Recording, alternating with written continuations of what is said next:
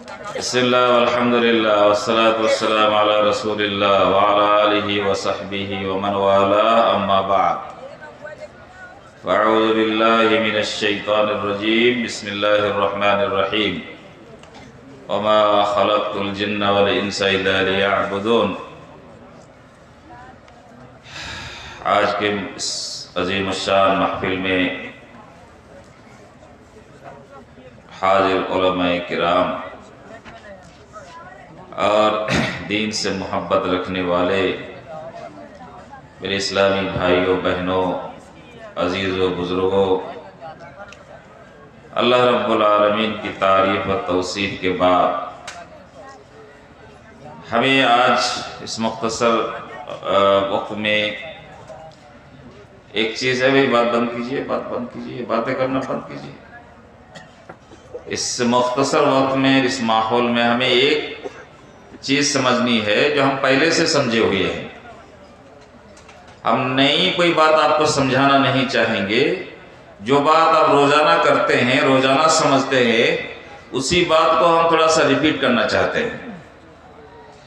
हम में से हर कोई अपनी ज़िंदगी में इस बात को जानता है और मानता है कि अगर वो पागल नहीं है, उसके दिमाग में फतूर नहीं है, वो दिमाग का मरीज़ नहीं है, तो बिला मकसद के कोई काम नहीं करता। मकसद हमारा मौजू है आज का। पागल जो होता है बगैर मकसद के भी कुछ भी करता रहता है, लेकिन जब तक कोई पागल नहीं है, उसकी अकल ठिकाने पर है, दुरुस्त है, तो वो कोई भी काम करता है, कोई भी बात बोलता है, तो उसका कोई ना कोई मकसद होता है। आज आप यहाँ तशरीफ़ रखते हैं, कोई ज़्यादा दूर से आया है, कोई करीब से आया है, उसका भी एक मकसद है। या कल सुबह जो है आपको कुछ काम करना है, आप दिन भर में बहुत सारी बातें करेंगे, उन बातों के पीछे, उन कामों के पीछे कोई ना कोई मकसद होगा ही, कोई ना कोई मकसद होगा। बिला मकसद के कोई काम उसी वक्त इंसान करता है या मकसद से वाकिफ नहीं है, जिसका अकल बर्बाद हो चुका है, ज़हनी तौर पर पागल है, वही आदमी ऐसा करता है।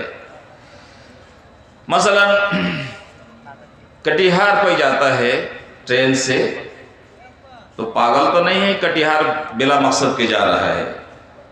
घर में बैठा होगा, सोचा होगा कि हम कटिहार किस लिए जाना चाहते हैं, और फिर मकसद तय करने के बाद कटिहार जाता है। कोई डॉक्टर के पास जाता है तो उसकी ज़रूरत पहले वो तय करता है कि हमको डॉक्टर के पास क्यों जाना है, और कौन से डॉक्टर के पास जाना है, और किस गर्ज से जाना है, क्या काम है हमें उनसे। ये सब कुछ सोच विचार के बाद ही घर से निकलता है और वहाँ पहुँचता है। अगर आदमी अपने मकसद को नहीं हासिल कर पाता है, तो ये अपने आप में एक नाकामी कहलाती है। आप नाकामी कहते हैं कि उसको कुछ और कहते हैं।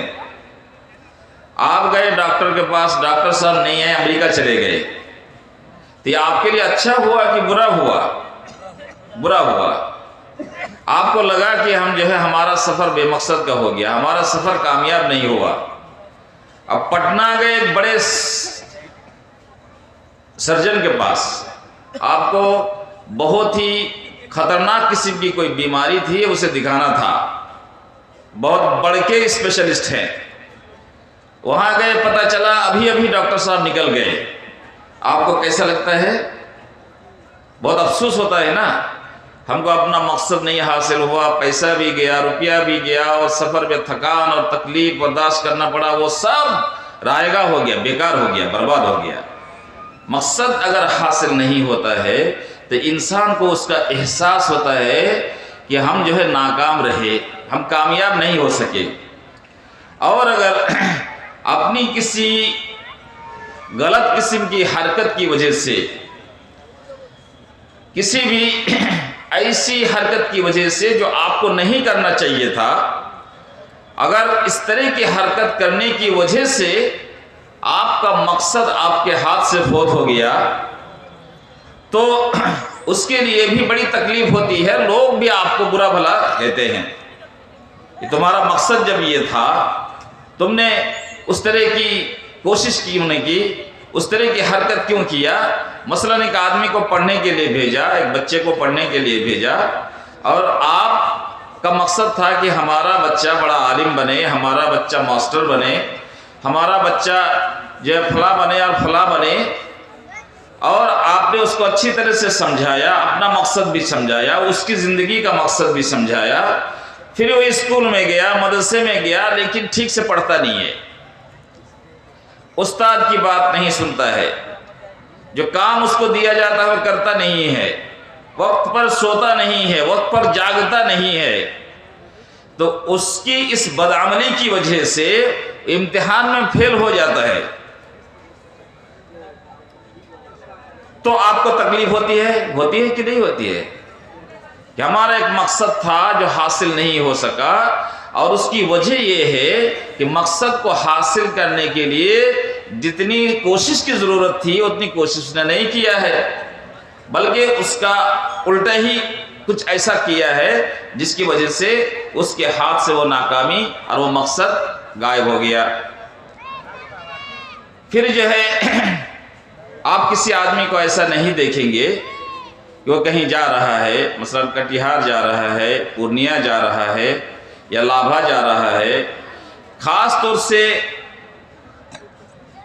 एक हफ्तावारी मार्केट या बाज़ार के दिन जा रहा है, उससे आप रास्ते में मिले और उससे आप पूछते हैं कहाँ जा रहे हो भैया, कहाँ लाभा जा रहे हैं, क्या काम है, वह पता नहीं। किस लिए जा रहे हो जब पूछा गया तो बोलता है पता नहीं किस लिए जा रहा हूँ। तो आप फौरन क्या सोचते हैं उस इंसान के बारे में, इसका दिमाग खराब हो गया है, ये पागल आदमी है, वगैरह वगैरह। तो मकसद के बगैर इंसान का कोई काम अगर होता है तो वह काबिल तारीफ नहीं है, वो अच्छी बात नहीं है, वो बुरी है और नाकामी की बात है। तो इंसान की ज़िंदगी का हर अमल और हर कौल जब किसी न किसी मकसद से जुड़ा हुआ है, तब एक सवाल ये है, हमें अपने बारे में थोड़ा सोच के देखना है कि हमारे इस दुनिया में आने का मकसद क्या है। अल्लाह रब्बुल आलमीन ने हमको इस दुनिया में क्यों भेजा है, या दुनिया ही को क्यों बनाया है। इतनी बड़ी दुनिया को बनाया है बिला किसी मकसद के। हमको, आपको, हमारे बाप दादाओं को, हमारे आने वाली नस्लों को अल्लाह रब्बुल आलमीन इस दुनिया में भेजेगा। इतना ठीक ठाक एक मखलूक, एक ज़बरदस्त मखलूक, जिसके हाथ हैं, जिसके पैर हैं, जिसके पास अक्ल है, इतना मजबूत और ठोस एक मखलूक को अल्लाह रब्बुल आलमीन ने दुनिया में क्यों बनाया है, इसका भी कोई मकसद है या नहीं है। या अल्लाह रब्बुल आलमीन नाउज़ुबिल्लाह पागल है, कुछ सोचा नहीं, कुछ समझा नहीं, बस दुनिया, इंसानों से दुनिया को भर कर रख दिया है। क्या अल्लाह रब्बुल आलमीन पागल है? नाउज़ुबिल्लाह, हरगिज़ नहीं। अल्लाह रब्बुल आलमीन ने भी जो भी कुछ किया है वो सोच समझ के किया है, उसकी हिकमत और दानाई पर मबनी है हर बात और हर काम। और उसकी मखलूकात में से इंसान एक काबिल ज़िक्र और काबिल एहतराम एक मखलूक है, जिसको कई लोगों ने अशरफुल मखलूकात भी कहा है। अशरफुल मखलूकात है या नहीं है, लेकिन आप इतना समझिए सादे सीधे ज़बान में, ये बहुत इंपॉर्टेंट मखलूक है, होशियार है, सब कुछ समझता है। इसको अल्लाह रब्बुल आलमीन ने दुनिया में किस मकसद से पैदा किया है, ये हमें अपने आप से पूछना चाहिए। और अगर हमें पहले से मालूम है तो सोचना चाहिए कि वो मकसद क्या है।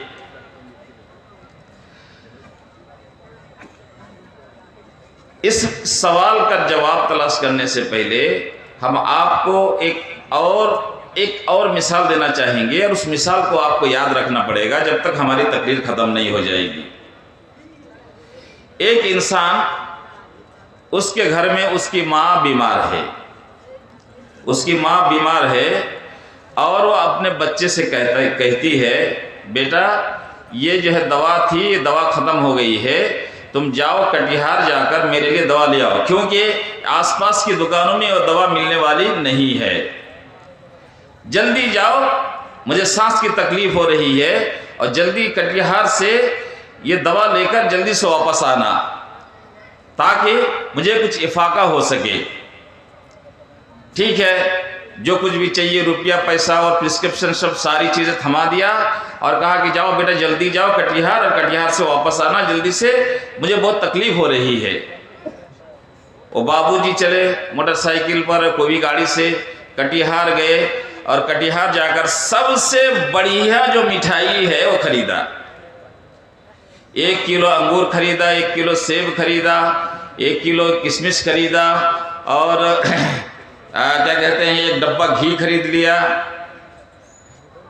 और बहुत सारी ऐसी चीजें जिन्हें खरीदने के लिए उसकी माँ ने नहीं कहा था, सब कुछ खरीदा और वहां से वापस आ गया। और उस चीज को नहीं खरीदा जिसको खरीदने के लिए उसकी माँ ने उसे कटिहार भेजा था।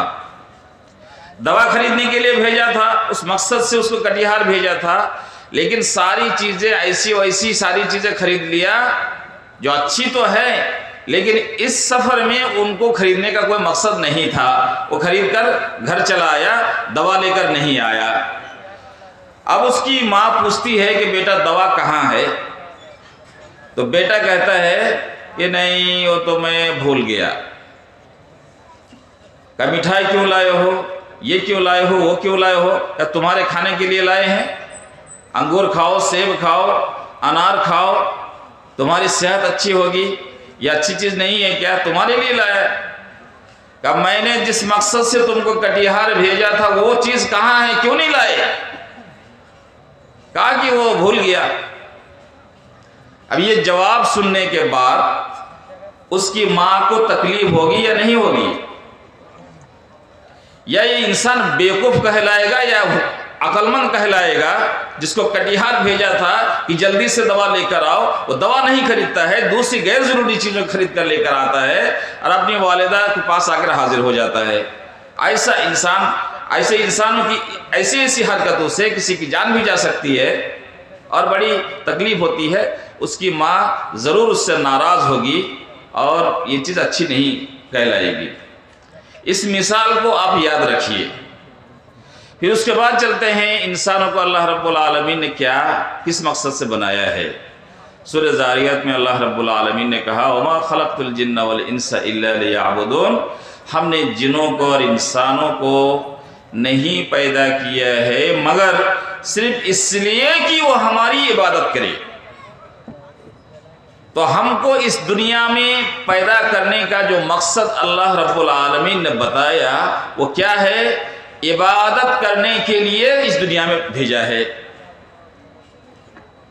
अब अगर हम इस दुनिया में आने के बाद अल्लाह रब्बुल आलमीन ने हमको वजूद बख्शा है, हमारी अच्छी सूरत बनाई है, हमारे खाने पीने के लिए हजार किस्म की नेमतें अल्लाह ने फराहम की है, ज़मीन को हमारे लिए मुसख्खर किया है, आसमानों में हमारे लिए रोज़ी रखी है, और न जाने इंसानों के लिए हजारों ऐसी चीज़ें बनाकर रखी है जो इंसान जानता तक नहीं है। और बाज़ ऐसी चीज़ें अभी भी हमारी ज़रूरत के लिए अल्लाह रब्बुल आलमीन ने बना रखी है जिसका तसव्वुर भी हमारे जहन और दिमाग में नहीं है। जो हम जानते हैं वो भी हमारे लिए बनाई है अल्लाह ने, जो नहीं जानते वो भी हमारे लिए बनाई है, और उन नेमतों को गिना नहीं जा सकता और उसका शुक्रिया अदा नहीं किया जा सकता। इन सारी चीज़ों के बदले में कहा कि तुम इसे खाओ, तुम इस्तेमाल करो, तुम मस्त करो, तुम मौज करो, तुम मस्ती करो, ये सारी चीज़ें हमने तुम्हारे लिए पैदा की है और इसके बदले में हम तुमसे एक ही चीज़ चाहते हैं और इसी मकसद से हमने तुमको पैदा किया है, और वो ये है कि सिर्फ हमारी इबादत करोगे।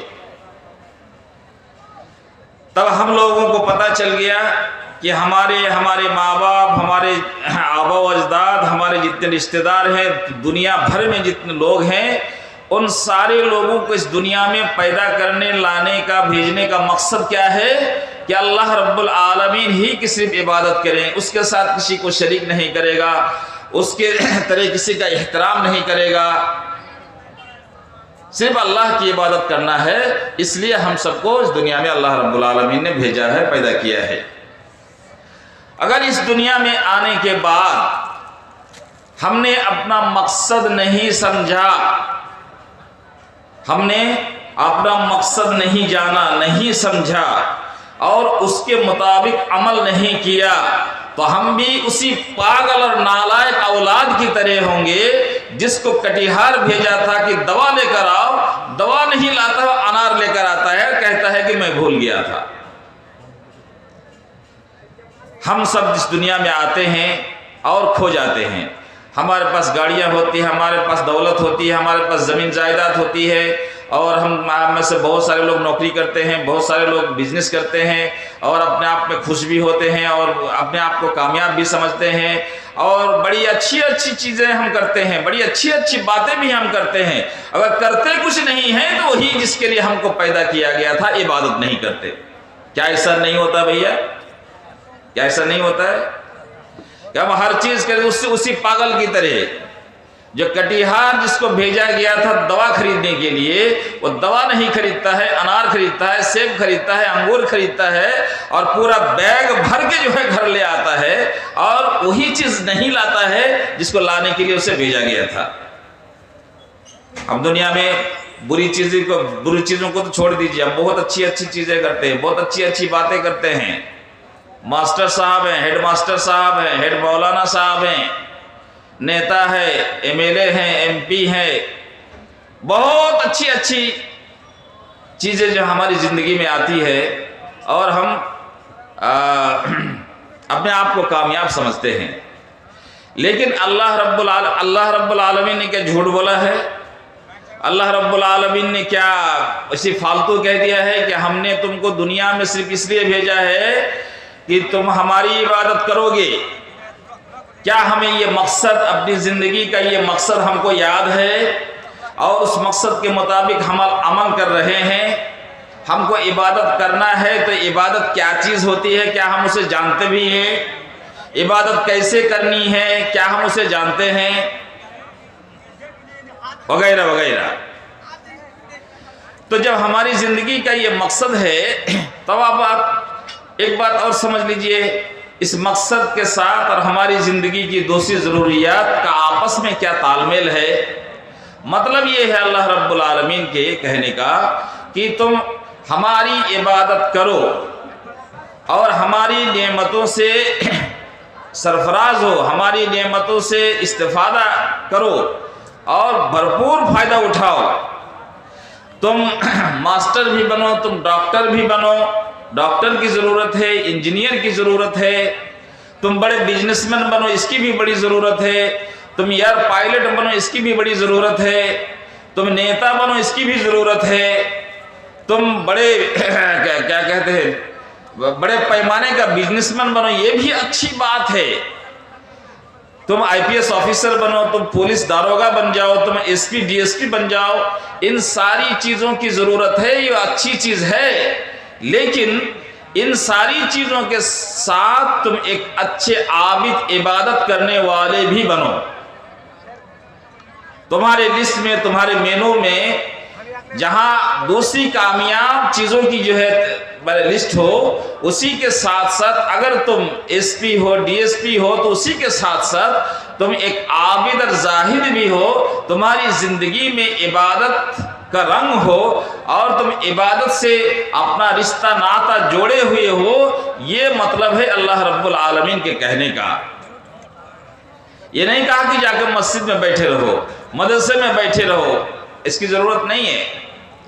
लेकिन अल्लाह रब्बुल आलमीन की इबादत करना है और दूसरे अच्छे काम, वो काम जिसको शरीयत ने हलाल ठहराया है और जिसको नबी करीम सल्लल्लाहु अलैहि वसल्लम ने अपनी अमली ज़िंदगी के ज़रिए से खोल कर सारी चीज़ें बताई है, उन सारे तौर तरीक़ों को अपना कर, हलाल तरीक़ों को अपना कर तुम दुनिया में बड़े बड़े ऊंचे मकाम अपने लिए बनाओ।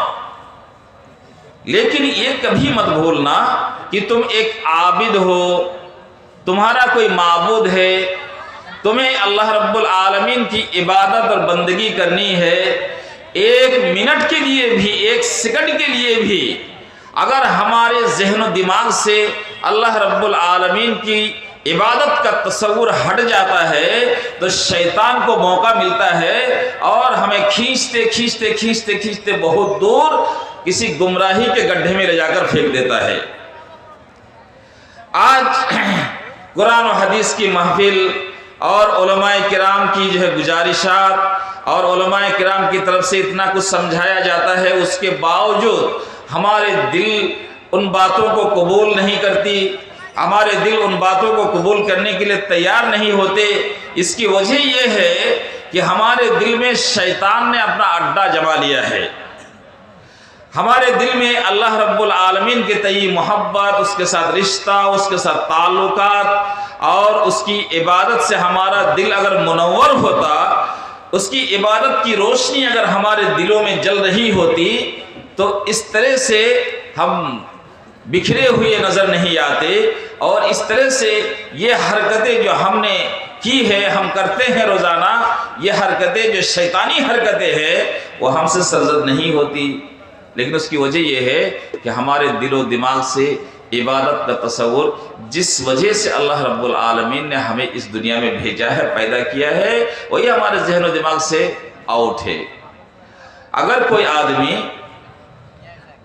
इस दुनिया में आता है, 50 साल जीता है और 50 साल जीने के बाद, 70 साल जीने के बाद, 100 साल जीने के बाद वापस फिर अपने रब के पास चला जाता है, उसकी मौत हो जाती है और उसने बहुत अच्छे काम किए हैं उसके अपने हिसाब से और उसका ताल्लुक इबादत और बंदगी से नहीं रहा था, तो वो खसारा पाने वालों में से है, वो एक नाकाम इंसान है, एक गया गुजरा इंसान है। दूसरे लफ्जों में कह लीजिए कि वो शख्स जहन्नमी है। क्या हम चाहते हैं कि हम अपनी जिंदगी के मकसद से अलग हो जाए? आपको पैदा किया है इसलिए कि आप उसकी इबादत करें, आपको पैदा करने का मकसद ये है कि आप उसकी इबादत करें।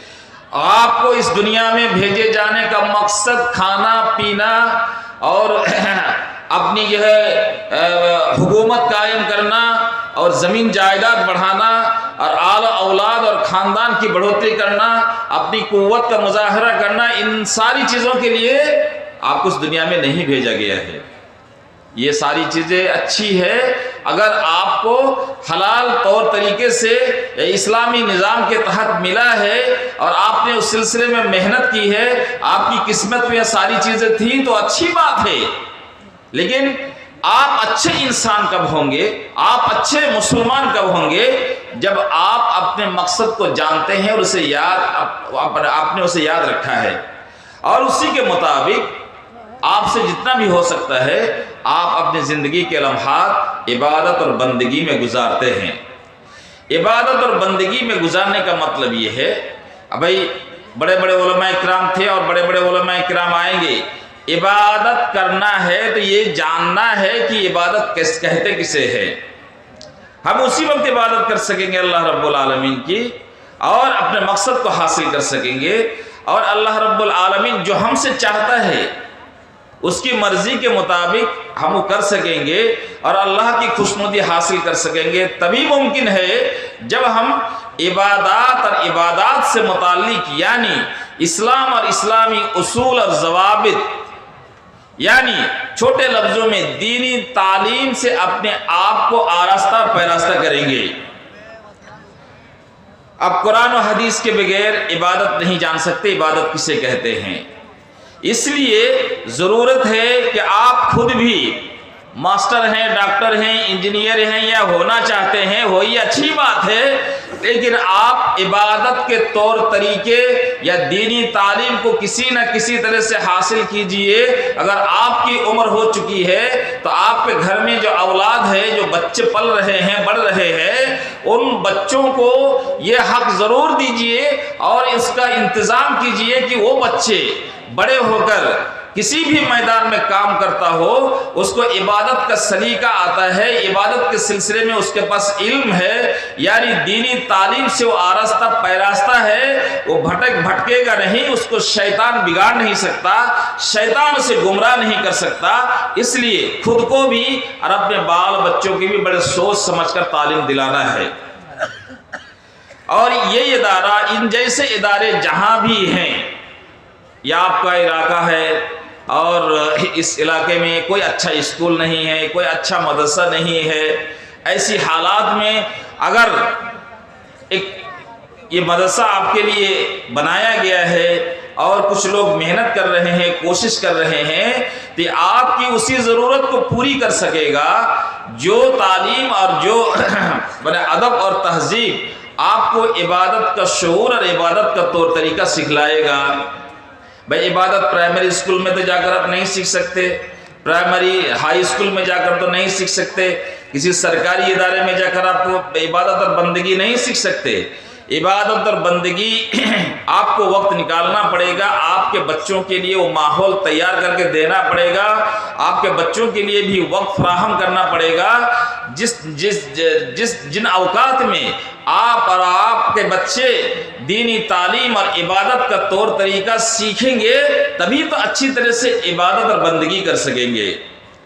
इबादत कोई बहुत बड़ी जो है भारी चीज़ नहीं है और कोई पेचीदा चीज़ नहीं है कि भाई इबादत कर रहे हैं तो बस हम दुनिया में खाएंगे कब, पिएंगे कब, अपना काम करेंगे कब, अपनी जिम्मेदारी कब करेंगे। इबादत का वो मतलब नहीं है। यहाँ हमारे जो उलमा थे या बड़े बड़े जो उलमा हैं, उनके नज़दीक इस्लाम के जो पूरे इस्लाम के जो इस्लाम की बातें हैं उनको कई खानों में तकसीम किया है। कुछ चीज़ों को अहकामात से ताबीर किया है, कुछ चीज़ों को इबादत से ताबीर किया है, वो उलमा के लिए है। आपको उन सब चीज़ों से मतलब नहीं है। आप एक आम सादा सीधा इंसान है, आपको ये समझना है वही बात जो शैखुल इस्लाम इब्न तैमिया ने कहा है। आपने छोटे छोटे लोगों से ये कहते हुए सुना होगा ना कि एक मोमिन का, बल्कि हदीसों के अल्फाज भी इस तरह से है, मोमिन का सोना भी इबादत है, जागना भी इबादत है, चलना भी इबादत है, काम काज करना भी इबादत है। बस एक शर्त है, आप जो भी काम कर रहे हैं सब इबादत है। और इबादतों में कुछ अजीम शान, कुछ बहुत ऊंचे मकाम की इबादत है, वो अलग है। कुछ चीज़ों को जो है अल्लाह रब्बुल आलमीन ने अलग दर्जा दे रखा है। जैसे वक्त हो, अजान हो तो आपको नमाज पढ़नी पड़ेगी, लेकिन ये नहीं है कि सिर्फ नमाज ही इबादत है। ज़कात देने के लिए अल्लाह रब्बुल आलमीन ने कहा ज़कात दे दी, वो इबादत हो गई। हज करने के लिए अल्लाह ने कहा है हज कर लिया आपने, वो इबादत हो गई। नहीं, बल्कि आपकी ज़िंदगी का हर अमल इबादत है। बस एक शर्त है कि उसे अल्लाह की खुशनुदी हासिल करने के लिए किया गया है, अल्लाह को राज़ी रखने के लिए किया गया है।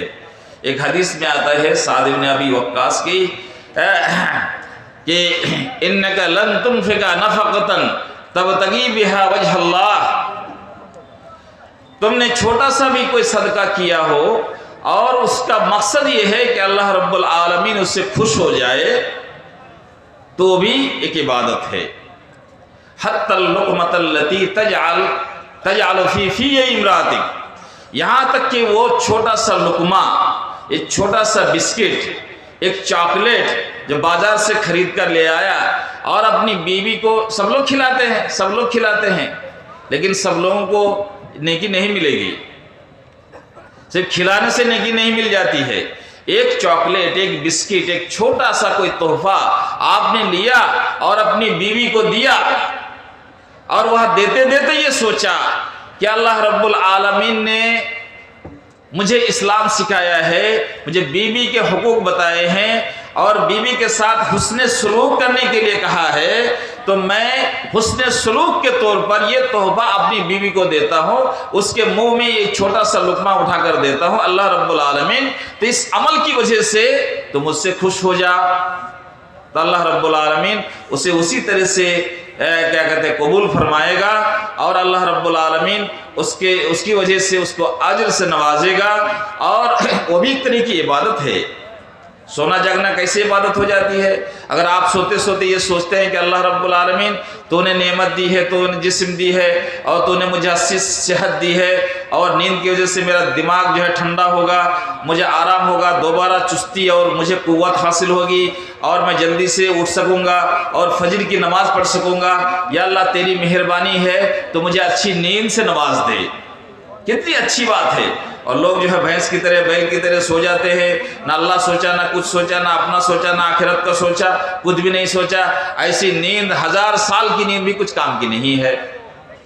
लेकिन आपने सोते सोते अपने ज़हन और दिमाग में इबादत और बंदगी का तस्वुर को इस तरह से सजाया कि अल्लाह तू अच्छी नींद दे ताकि मैं जल्दी से उठकर फजर की नमाज जमात के साथ पढ़ सकूं। तो अल्लाह रब्बुल आलमीन को कितना प्यारा लगता है। इसी का नाम इबादत है। शेखुल इस्लाम इब्न तैमिया रहमहुल्लाह ने कहा, अल इबादतु इस्मुन जामिउन लिकुल्लि मा युहिब्बुहुल्लाह व यरज़ाह मिनल अक़वालि वल अमालि ज़ाहिरति वल बातिना। भाई बड़े लंबे लंबे जुमलों पर आप गौर न कीजिए। हम आपको समझते हैं, आपका मेयार समझते हैं, हम बस सादा सीधा अल्फाज में कुछ कहना चाहेंगे। इसका मतलब ये है कि इंसान ज़ाहिरी तौर पर या पोशीदा तौर पर जो भी बात करता है, जो भी कुछ करता है, जो काम करता है और जो कुछ कहता है, जो कुछ कहता है और जो कुछ करता है, चाहे लोगों के सामने हो या रात के अंधेरे में हो या कहीं भी हो, जो कुछ वो करता है और कहता है और वो काम ऐसा होता है जो अल्लाह और उसके रसूल को पसंद भी हो, अल्लाह और उसके रसूल उस काम को पसंद करते हो, ऐसा काम आप कर रहे हैं, या वो बात जिससे अल्लाह और उसके रसूल को पसंद हो और वो बात आपकी ज़बान से निकल रही है, इन सारी चीज़ों को इबादत में शुमार किया जाएगा। इसलिए हर बात कहने से पहले थोड़ा सा सोच लो कि अल्लाह रब्बुल आलमीन को ये बात पसंद आएगी कि नहीं। हर वो छोटा काम या बड़ा काम जो आप करने जा रहे हैं उस वक्त थोड़ा सोच लीजिए और छोटा सा सवाल अपने आप से कर लीजिए, मैं जो करने जा रहा हूँ उस काम को अल्लाह रब्बुल आलमीन मोहब्बत की निगाह से देखेगा या नहीं देखेगा। कहीं ऐसा तो नहीं कि मेरी इस बात से अल्लाह रब्बुल आलमीन नाराज़ हो सकता है, कि ऐसा तो नहीं मेरे इस काम से अल्लाह रब्बुल आलमीन नाराज़ हो जाएगा। तब जो है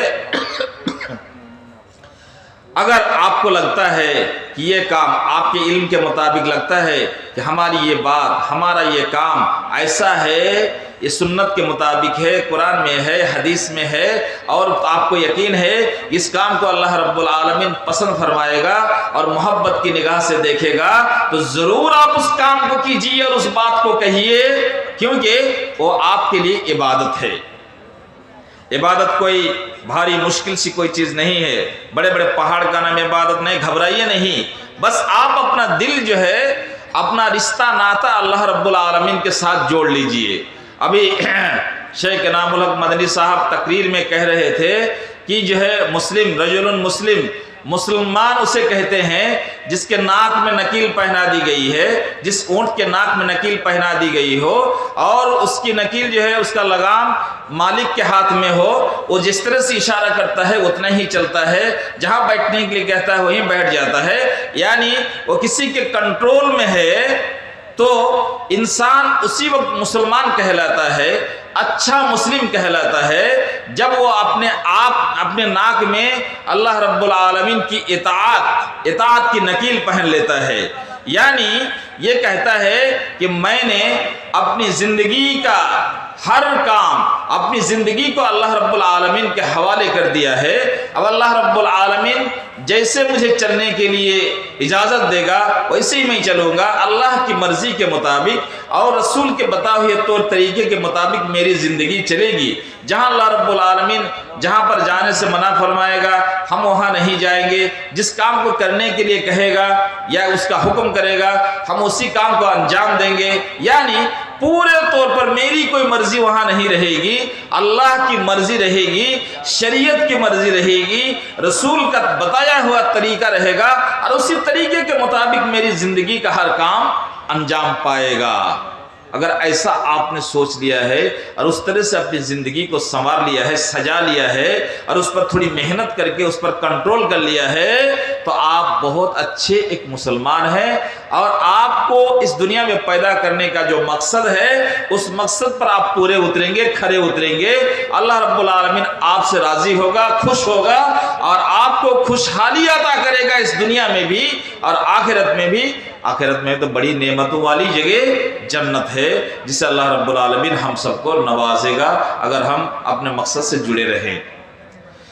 और अगर अपने मकसद से हट गए, अपनी ज़िंदगी का जो मकसद भूल गए या भुला दिए गए, या ऐसे माहौल में या ऐसी चीज़ों से कुर्बत हासिल करने की वजह से जो इबादत के मुनाफी हैं, जो अल्लाह रब्बुल आलमीन की नाफरमानी की तरफ इंसान को ले जाती है, ऐसी चीज़ों से जब हम करीब होंगे, ऐसी चीज़ों से हम अपना रिश्ता नाता जोड़ने लगेंगे, तो अल्लाह रब्बुल आलमीन से हमारा ताल्लुक़ कमज़ोर होने लगेगा और इबादत का तस्वुर हमारी ज़िंदगी से दूर होता चला जाएगा।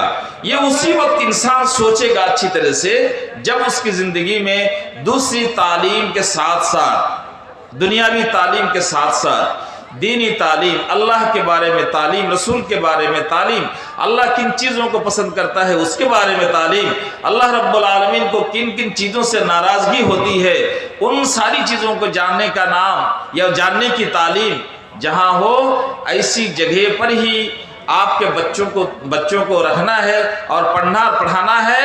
नहीं तो वो भी बर्बाद होगा और बहैसियत गार्जियन हमारे बच्चे बर्बाद हुए हमारी वजह से, हमारे बच्चे बर्बाद हुए हैं हमारी नाफहमी की वजह से, तो हम भी आखिरत में बर्बादी का शिकार होंगे और हमको भी खसारा उठाना पड़ेगा। और अल्लाह न करे हमारी इस गलती की वजह से, हमारी इस कोताही और गफलत की वजह से हमारा बच्चा क्या पढ़ता है, क्या नहीं पढ़ता है, कहाँ जाता है, कहाँ नहीं जाता है, इन सारी चीज़ों पर हमने संजीदगी से कुछ सोचा नहीं, गौर नहीं किया, फिक्र नहीं किया, तो हमारे बच्चे भी बर्बाद होंगे और आखिरत में जब उनको जहन्नम में डाला जाएगा तो हमारी शिकायत करेंगे अल्लाह रब्बुल आलमीन की अदालत में, जिसकी वजह से हो सकता है कि उसकी पादाश में हमको भी जहन्नम में जाना पड़े। तो मेरे भाइयों, अजीज़ों, दोस्तों और माओ बहनों, हमको अपनी ज़िंदगी का जो मकसद है उसे हमेशा याद रखना है।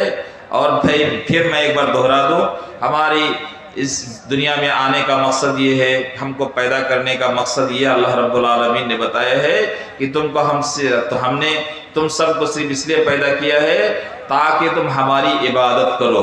और इबादत उस वक्त तक इंसान नहीं कर सकता जब तक इबादत के बारे में उसके पास इल्म ना हो, उसके पास जानकारी ना हो।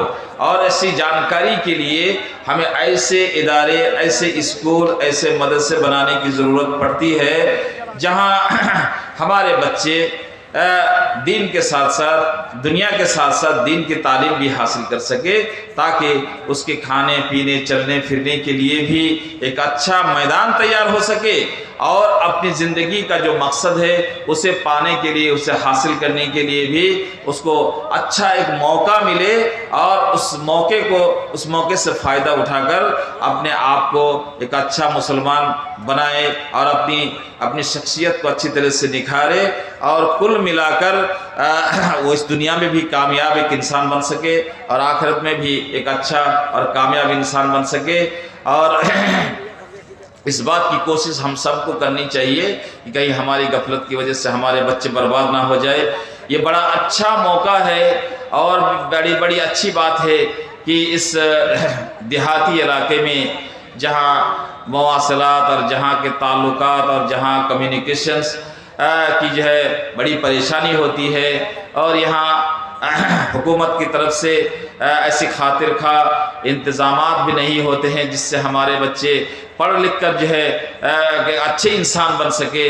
ऐसे हालात में अगर यहाँ एक स्कूल कायम हुआ है, यहाँ एक एकेडमी कायम हुआ है, तो ये अपने आप में आप लोगों के लिए एक नेमत है और उस नेमत से आप फ़ायदा उठाइए और अपने बच्चों को पढ़ाइए। अगर आपको किसी वजह से इस इदारे से दुश्मनी है, इस इदारे से आपको मोहब्बत नहीं है, तो हम ज़बरदस्ती नहीं कहना चाहेंगे आप इसी इदारे में सबको लाकर घुसेड़ दीजिए, लेकिन अपनी ज़िंदगी का एक रूटीन बनाइए, एक मंसूबा बनाइए कि चूँकि हमारी ज़िंदगी का मकसद इबादत है, अल्लाह रब्बुल आलमीन से मोहब्बत करना है और उससे अपना रिश्ता नाता जोड़ना है, हमें ऐसे इदारों में ही अपने बच्चों को लिखाना पढ़ाना है जिन इदारों में रहकर ये शऊर और ये इल्म उनको हासिल हो सकेगा, अल्लाह की मारिफत हासिल हो सकेगी, अल्लाह से मोहब्बत करना सीखेगा, इबादत का तौर तरीका सीखेगा, ताकि हम सारे लोग वालिदैन, सरपरस्त और हमारे बच्चे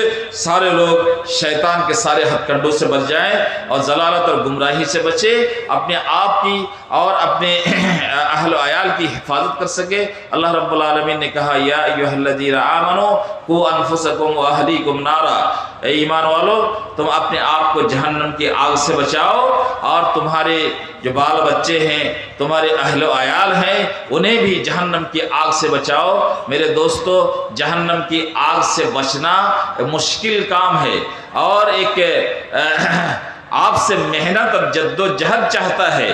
आप कोशिश करेंगे, उसके लिए जद्दोजहद करेंगे, होशियार रहेंगे, मोहतात रहेंगे, तभी ये चीज़ मुमकिन हो सकती है। और आपने ख्वाब में देख लिया कि हम जहन्नम से बच रहे हैं, हमारे बच्चे जहन्नम से बच रहे हैं और सब लोग जन्नत में जा रहे हैं। ये ख्वाबों वाली दुनिया नहीं है, बल्कि अमल की दुनिया है। आपको उसके लिए अमल करना पड़ेगा, कोशिश करनी पड़ेगी कि हम जीते जी ऐसा कुछ नहीं करेंगे जिसकी वजह से हमको जहन्नम में जाना पड़े, और हमारे बच्चे भी ऐसा कुछ ना करें, ऐसा कुछ ना सीखे जिसकी वजह से वो उनको जहन्नम में जाना पड़े। हमको भी बचना है, हमारे बाल बच्चों को भी जहन्नम से बचाना है। अल्लाह रब्बुल आलमीन से दुआ है कि अल्लाह रब्बुल आलमीन हमें वो शऊर और इल्म अता करे जिसकी रोशनी में हम अल्लाह रब्बुल आलमीन को पहचान सके, अपनी ज़िंदगी के मकसद को पहचान सके और उस पर पूरे उतरें और अल्लाह रब्बुल आलमीन हमसे खुश हो जाए और हम उसी डगर पर, उसी राह पर कायम रहे जिस मकसद के लिए अल्लाह रब्बुल आलमीन ने हम सबको इस दुनिया में पैदा फरमाया है। ये अल्लाह आलमीन तो हमारी हिफाजत फरमा, हमारी माँ बहनों की हिफाजत फरमा, हमारे छोटे छोटे बच्चे, हमारे नौजवान बच्चे जो मुख्तलिफ साजिशों के शिकार है और मुख्तलिफ हालात के शिकार है, वो दिन ब दिन इस्लाम और इस्लामी रिवायत और अक़दार से, इस्लामी तहजीब व तमद्दुन से दूर होते चले जा रहे हैं। वो बिगड़ों के साथ रह कर दिन ब दिन बिगड़ते चले जा रहे हैं। अल्लाह रब्बुल आलमीन तुम्हारे हमारे इन बच्चों को, हमारी इन बच्चियों को अल्लाह रब्बुल आलमीन तो शैतान के साजिशों से बचा ले और उन्हें अच्छी तालीम हासिल करने की तौफीक अता फरमा।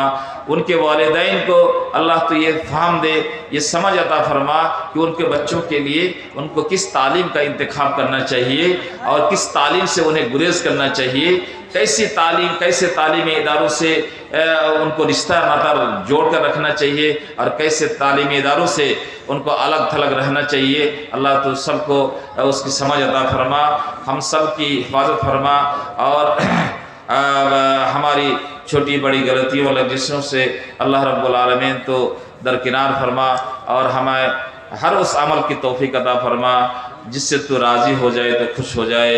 व आखिर दावाना अनिल हम्दुलिल्लाहि रब्बिल आलमीन। अस्सलामु अलैकुम व रहमतुल्लाहि व बरकातुहू।